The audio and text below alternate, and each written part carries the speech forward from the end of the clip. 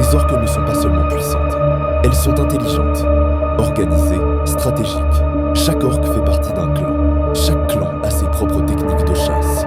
Certaines savent créer des vagues pour faire tomber des phoques de la glace. D'autres s'encerclant leur proie, sans laisser aucune échappatoire. Et face à l'humain, elles observent. Une orque adulte peut peser jusqu'à 6 tonnes. Elle nage à plus de 50 km/h. Sa mâchoire peut briser des os épais comme un bras humain.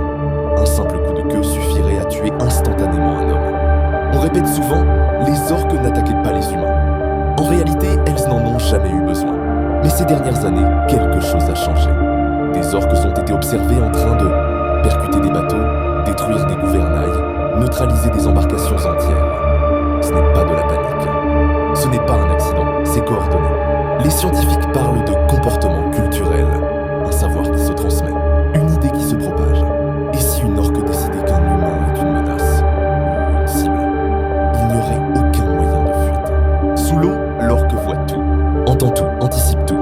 L'humain, lui, est lent, fragile, perdu.